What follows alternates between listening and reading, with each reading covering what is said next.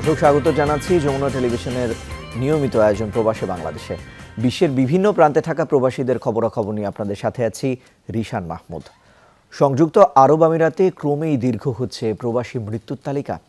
আগের তুলনায় সম্প্রতি মৃত্যুহার বেড়েছে। চলতি বছরেই হৃদরোগ দুর্ঘটনা সহ নানা কারণে মারা গেছেন 5 শতাধিক প্রবাসী। চিকিৎসকরা বলছেন, স্বাস্থ্য নিয়ে অসচেতনতা, নিয়মিত মেডিকেল চেকআপ না করায় বাড়ছে মৃত্যু ঝুঁকি। এদিকে সামর্থ্যের অভাবে মৃত্যুর পর মরদেহ দেশে আনতে পারছে না অনেক প্রবাসীর পরিবার। সংযুক্ত আরব আমিরাত থেকে সহকর্মী মেহেদীর প্রতিবেদনে বিস্তারিত। এক সপ্তাহেরও বেশি সময় ধরে দুবাইয়ের একটি হাসপাতালের মর্গে পড়ে রয়েছে প্রবাসী শ্রমিক মিজানুরের মরদেহ। আর্থিক অনটনের সংসারে এই রেমিটেন্স যোদ্ধার মরদেহ দেশে নেওয়ার সামর্থ্য নেই পরিবারের। মিজানুরের মতো দুর্ভাগা প্রবাসীর সংখ্যা কম নয়। সম্প্রতি আশঙ্কাজনক হারে সংযুক্ত আরব আমিরাতে বেড়েছে প্রবাসী মৃত্যুর হার। চলতি বছরে এখন পর্যন্ত মৃত্যু হয়েছে 5 শতাধিক প্রবাসীর। এর মধ্যে দুবাই সহ উত্তর আমিরাতের বিভিন্ন শহরে মারা গেছে 350 জন। চলতি মাসেই মৃত্যু হয়েছে 7 জনের। বেশিরভাগের মৃত্যু হৃদরোগ আর দুর্ঘটনায়। চিকিৎসকরা বলছেন, নিয়মিত মেডিকেল চেকআপের অভাবে অনেক সময় রোগ ধরা পড়ে না। তাই নিজের যথাযথ যত্ন নেওয়ার পাশাপাশি ধূমপান সহ নানা বদভ্যাস ত্যাগের পরামর্শ চিকিৎসকদের। অনেক বাংলাদেশি ভাই বোনরা আমার কাছে আসে, নিজেরাই বলে যে বুকে ব্যথা করছে ম্যাম, মনে হয় গ্যাস্ট্রিকের প্রবলেম। তো সকল বুকে ব্যথাই কিন্তু গ্যাস্ট্রিকের ব্যথা না। বুকে ব্যথাকে অ্যাভয়েড করা যাবে না মোটেও। এটা হচ্ছে যে কোনো সময় আপনার কার্ডিয়াক ঝুঁকি হতে পারে। আমি আশা করব যাদের হঠাৎ করে কখনো বুকের মধ্যে ব্যথা করতেছে বা বুকে চাপ অনুভব হচ্ছে, শরীরে একটু ঘাম দিচ্ছে, হাতে ব্যথা করতেছে, বাম হাতে বা গলার মধ্যেও চাপ মনে হচ্ছে, তারা যেন দেরি না করে অতি সত্বর ডাক্তারের শরণাপন্ন হন। প্রবাসীরা বলছেন, নিয়মিত চেকআপ করানো তাদের সামর্থ্যের বাইরে। অনেক কোম্পানিতেই হেলথ ইন্স্যুরেন্স না থাকায় বাড়ছে মৃত্যুর মিছিল। আমরা যে টাকা স্যালারি পাই বাবা মাকে দিয়ে বাড়িতে পাঠিয়ে আমাদের কাছে ডাক্তার দেখানোর মতো টাকা থাকে না। যে মাস শেষে আমাকে স্যালারিটাও বেশি বাড়ায় না। এটা একটা মানসিক চাপ নিয়ে আমরা ডিউটি করি, যার কারণে আমাদের সমস্যাটা হয়। প্রবাসীদের বিভিন্ন সামাজিক সংগঠন এবং বাংলাদেশ দূতাবাস ও কনসুলেট অবশ্য মরদেহ দেশে নিতে নানাভাবে সহায়তা করে থাকে। মেহেদী, যমুনা নিউজ, সংযুক্ত আরব আমিরাত। লেবাননে বসবাসরত প্রায় 80,000 বাংলাদেশি অভিবাসীকে দ্রুত এবং সহজ সেবা প্রদানের লক্ষ্যে প্রতি বুধবার বাংলাদেশ দূতাবাসে অনুষ্ঠিত হচ্ছে গণশুনানি। সেখানে বাংলাদেশিরা সরাসরি উপস্থিত হয়ে তাদের বিভিন্ন সমস্যা দূতাবাস প্রধানের নিকট তুলে ধরছেন। আর যারা সরাসরি দূতাবাসে যেতে পারছেন না, তারা হটলাইন বা হেল্পলাইনের মাধ্যমে নিচ্ছেন সহায়তা। নিজেদের বিভিন্ন সমস্যা রাষ্ট্রদূতের কাছে তুলে ধরতে পেরে খুশি প্রবাসীরা। দূতাবাসের এমন উদ্যোগকে স্বাগত জানিয়েছেন তারা। এই বুধবারও অনুষ্ঠিত হয় গণশুনানি। এ সময় দূতাবাসের চার্জ দ্য অ্যাফেয়ার্স মোহাম্মদ বাকি বিল্লাহ প্রবাসীদের গণশুনানিতে অংশ নিয়ে নিজেদের সমস্যার কথা তুলে ধরার আহ্বান জানিয়েছেন। শুনানিতে আরও উপস্থিত ছিলেন দূতাবাসের প্রথম সচিব মোহাম্মদ আনোয়ার হোসেন সহ অন্যান্য কর্মকর্তারা।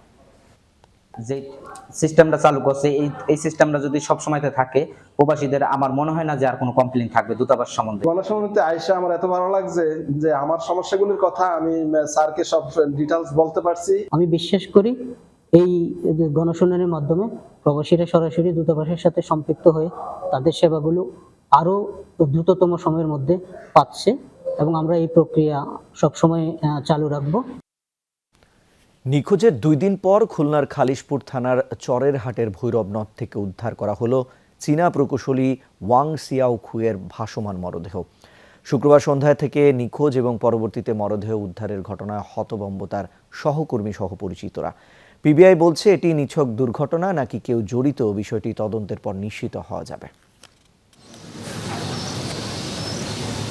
খুলনায় নির্মাণাধীন 800 মেগাওয়াট বিদ্যুৎ প্রকল্পে ঠিকাদারি প্রতিষ্ঠান সানডং সানলং সানহুইয়ের ইলেকট্রিক্যাল ইঞ্জিনিয়ার হিসেবে 7 মাস আগে যোগ দেন চীনা নাগরিক ওয়াং সিয়াও খুই।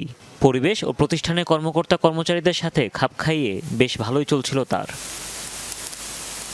বৃহস্পতিবার সন্ধ্যায় চুল কাটার কথা বলে প্রতিষ্ঠান থেকে বের হন খুই। এরপর থেকে খোঁজ পাওয়া না গেলে খালিশপুর থানায় জিডি করে কর্তৃপক্ষ। সর্বাধুনিক প্রযুক্তি সহায়তায় পুলিশ জানতে পারে খুইয়ের সর্বশেষ অবস্থান খালিশপুরের চরেরহাট এলাকায়। সেখানে না পেয়ে ট্রলার নিয়ে ভৈরব নদে খোঁজাখুঁজির এক পর্যায়ে তার মরদেহ ভাসতে দেখা যায়। এইখান থেকে বাসটি বেশি গেছে নদীর মাঝখান দিয়ে, আরও ওই বাটার ওইখানে যায়, ওইখান থেকে পুলিশ টুলিশরা যাই উঠেছে আর কি। ওই দেখছি বুট হয়ে গেছে আর কি, এবিলে বুট হয়ে টান হয়ে আর কি বাঁচতেছে। যে একদম ঠান্ডা মেজাজের একজন মানুষ ছিল, অফিসে কাজ করার সময় ওনার সাথে কারো কোনো বাকবিদণ্ড বা কোনো কিছুই হয় নাই, কখনো দেখি নাই। আমি প্রায় 1 বছর 1 মাস যাবত এখানে কর্মরত আছি। পিবিআই বলছে সুরতহাল রিপোর্টে নিহতের শরীরে কোনো আঘাতের চিহ্ন নেই। তাকে শ্বাসরোধে হত্যার পর মরদেহ নদীতে ফেলে দেওয়া হয়েছে কিনা তা ময়নাতদন্ত প্রতিবেদনের পর জানা যাবে। বডিটা অনেকটা হাইলি ডিকম্পোস্ট আপনারা দেখছেন, ফোলা এবং মোটা হয়ে গিয়েছে, শরীরে পানি জমে। তো সুরতহাল এবং পোস্টমর্টমের পরে মৃত্যুর সুস্পষ্ট কারণ কি কারণে মৃত্যু হতে পারে এই বিষয়ে মতামত দেওয়া সম্ভব। মরদেহ উদ্ধারের পর ময়নাতদন্তের জন্য খুলনা মেডিকেলের মর্গে পাঠানো হয়। হুমায়ুন রশিদ, যমুনা নিউজ। বাংলাদেশে আশ্রয়ে থাকা রোহিঙ্গা জনগোষ্ঠীকে নিজ দেশে ফেরত পাঠাতে জাপানের সহযোগিতা চায় বাংলাদেশ। কূটনৈতিক, অর্থনৈতিক সহ বাংলাদেশ এবং জাপানের মধ্যে কৌশলগত সম্পর্কের সবগুলো দিক তুলে ধরে পররাষ্ট্র প্রতিমন্ত্রী শাহরিয়ার আলম আশা করেন বন্ধু রাষ্ট্র হিসেবে রোহিঙ্গা সংকট সমাধানে জাপান সর্বাত্মক সহযোগিতা করবে। প্যান এশিয়া রিসার্চ ইনস্টিটিউটে আয়োজনে গোলটেবিল বৈঠকে জাপানের রাষ্ট্রদূত আইওয়ামা কিমিনিরো দুদেশের ঐতিহাসিক সম্পর্কের কথা তুলে ধরেন। তিনি বলেন, অবকাঠামো এবং অর্থনৈতিক সম্পর্কের পাশাপাশি দুদেশের মধ্যে সামাজিক বন্ধনও দৃঢ় হচ্ছে। অনুষ্ঠানে কূটনৈতিক, অর্থনীতিবিদ সহ শিক্ষক শিক্ষার্থীরা অংশ নেন। We'll be having, if there is a brief pause because of the changes in Myanmar, with Myanmar, you are one of the countries who can really bring some meaningful changes towards repatriation and a lasting solution. Asia কাপে বাংলাদেশের প্রথম লক্ষ্য শেষ 4 নিশ্চিত করা। তবে লক্ষ্য অর্জন করতে স্বাগতিক শ্রীলঙ্কা এবং পাকিস্তানে তাদের প্রতিবেশী আফগানিস্তানের সাথে কঠিন পরীক্ষা দিতে হবে টাইগারদের, বলেছেন প্রধান কোচ চান্দু কাহাতুরে সিংহে। এদিকে ওয়ানডে অধিনায়ক হবার পর প্রথম সংবাদ সম্মেলনে সাকিব জানালেন, বিশ্বকাপে অভিজ্ঞ ক্রিকেটারদের দরকার রয়েছে। তামিমের হাত থেকে অধিনায়কত্বের আর্মব্যান্ড পাবার পর প্রথমবার আনুষ্ঠানিক সংবাদ সম্মেলনে সাকিব আল হাসান। এশিয়া কাপ নিয়ে সংবাদ সম্মেলন হলেও বিশ্বকাপে সদ্য সাবেক তামিম ইকবালের ভূমিকা নিয়ে ঠিকই কথা বলতে হয়েছে তাকে। যে কোনো এক্সপিরিয়েন্স ক্রিকেটারই আসলে দলের জন্য ইম্পর্টেন্ট। দলকে তারা কতটা কন্ট্রিবিউট করতে পারবে সেটার উপরে ডিপেন্ড করে অবশ্যই সব কিছু। বড় বড় টুর্নামেন্ট খেলা সম্পর্কে যখন একটা প্লেয়ারের এক্সপিরিয়েন্স থাকে, ওইগুলো যখন শেয়ার করে তাদের জন্য জিনিসটা অনেক ইজি হয়ে যায়, স্পেশালি যারা নতুন দলে আসে। ওয়ানডে ফরম্যাটে হওয়া সবশেষ 3 এশিয়া কাপেই ফাইনাল খেলেছে বাংলাদেশ। এবার কি ঘুচবে বাংলাদেশের ট্রফি জিততে না পারার আক্ষেপ? এমন প্রশ্নে চান্দিকা হাতুরা সিংহের লক্ষ্য সুপার 4 নিশ্চিত করা। আর সাকিব বলছেন ম্যাচ বাই ম্যাচ ভাবনার কথা। আনফর্চুনেট যে এবাদত আমাদের টিমের পার্ট হতে পারছে না, কারণ আমাদের জন্য অনেক ইম্পর্টেন্ট একটা পার্ট ছিল। সো সেই জায়গা থেকে আমাদের জন্য একটু সেটব্যাক। বাট তারপরেও আমি বলবো যে ধরনের প্রিপারেশন এবং যে ধরনের স্কোয়াড আসছে, আমার কাছে মনে হয় যে আমরা অনেক দূরে যেতে পারবো। বাট ফার্স্ট হচ্ছে আমাদের ফার্স্ট 2টা ম্যাচ খেলতে হবে, ফার্স্ট কোয়ালিফাই করতে হবে। প্রতিটা ম্যাচ আমরা চিন্তা করব এবং ওইভাবে প্রিপারেশন নেওয়ার চেষ্টা করব এবং ওইভাবে ভালো রেজাল্ট করার চেষ্টা করব। যদি সুযোগ থাকে সব ম্যাচ জেতার চেষ্টা করব। Yeah, definitely our aim is to qualify for the second round first. As you said that so we are playing in Sri Lanka against Sri Lanka. They're very good team at their home condition, and then we are playing Afghanistan in Pakistan, and lately they played here and they won the series. So there's big challenges, but we are up for that challenge. দ্বিতীয় দফা অধিনায়কত্ব পেয়েই দল নিয়ে Asia cup মিশনে যাচ্ছেন সাকিব। সময় খুব কম হলেও সবাই পুরনো সতীর্থ হওয়ায় মানিয়ে নিতে সমস্যা হবে না বলছেন 3 ফরম্যাটের টাইগার দলপতি। ঘরের মাঠে এবারের ভারত বিশ্বকাপে তার দলের কাছ থেকে ভালো পারফরমেন্সের প্রত্যাশা করছেন ভক্ত বিশ্লেষক সবাই। সেই সাকিব মনে করিয়ে দিলেন, এশিয়া কাপ মানদণ্ড নয় বিশ্বকাপের। যদি আমরা এখানে ভালো করতে পারি, এই কনফিডেন্সটা আমাদেরকে দিবে যে আমরা যদি এশিয়ার ভিতরে একটা ভালো দল হিসাবে গড়ে উঠতে পারি, দেন ওয়ার্ল্ড কাপে আমাদের ভালো করার সম্ভাবনা একটা থাকবে।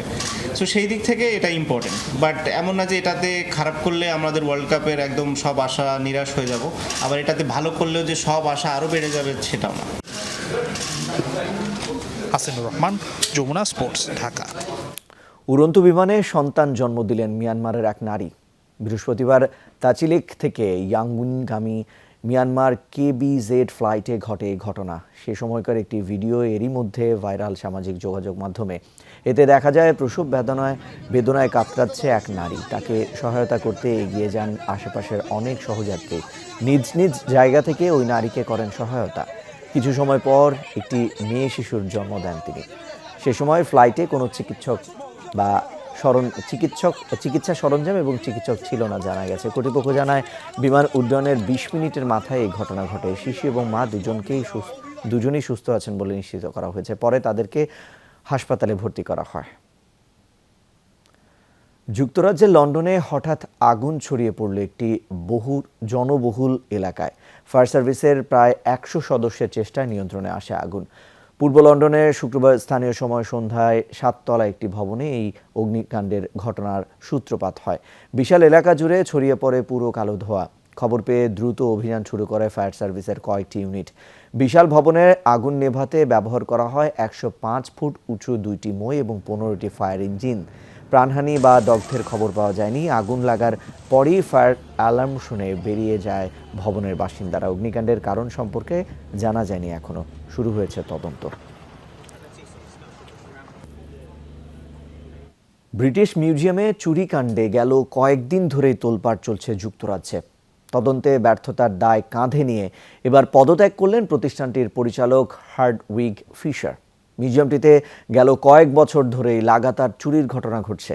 নানা পদক্ষেপ নিয়েও কোনোভাবেই অপ্রীতিকর এসব ঘটনা ঠেকাতে পারছে না কর্তৃপক্ষ। এমন পরিস্থিতিতে শীর্ষ কর্মকর্তার দায়িত্ব থেকে সরে দাঁড়ানোর ঘোষণায় আরও অচলাবস্থা তৈরি হবে বলে আশঙ্কা অনেকের। এদিকে তীব্র সমালোচনার মাঝেই খোয়া যাওয়া 2000 মূল্যবান প্রত্নতাত্ত্বিক সম্পদ উদ্ধারের খবর জানিয়েছে মিউজিয়াম কর্তৃপক্ষ। চলতি মাসে ব্রিটিশ মিউজিয়াম থেকে প্রত্নতত্ত্ব সামগ্রী চুরি যাওয়ার ঘটনায় শুরু হয় তুমুল সমালোচনা। কড়া নিরাপত্তা ব্যবস্থার মাঝেই একের পর এক চুরির ঘটনায় সব মহলে ছড়ায় ক্ষোভ। এমনকি খোয়া যাওয়া অনেক ঐতিহাসিক নিদর্শন দর্শনার্থীদের জন্য উন্মুক্তও ছিল না। সংশ্লিষ্টতার সন্দেহে বরখাস্তও করা হয় এক কর্মীকে।